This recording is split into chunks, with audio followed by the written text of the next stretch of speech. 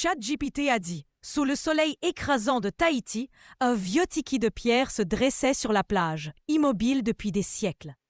Ses yeux sculptés semblaient rivés à l'horizon, là où se levait la vague monstrueuse de Teahupo.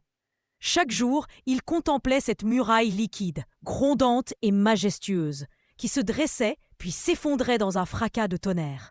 Dans son silence, le tiki rêvait. Il rêvait de chair et de muscles, de poumons emplis d'air salé, de jambes solides capables de courir sur le sable.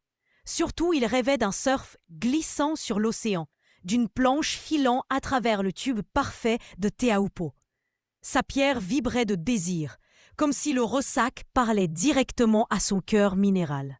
Les pêcheurs du village disaient souvent qu'au crépuscule, ses yeux luisaient comme des braises. Certains croyaient y voir l'âme d'un guerrier oublié, prisonnière de la roche, mais personne n'osait s'approcher trop près. Le mana qui émanait du tiki semblait sacré, chargé d'une énergie mystérieuse.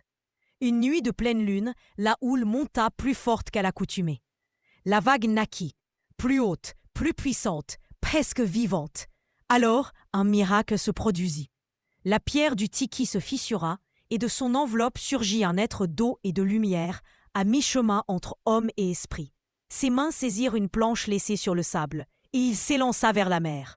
Il glissa sur la face de la vague, s'engouffra dans son tube d'émeraude, et le monde entier sembla suspendu.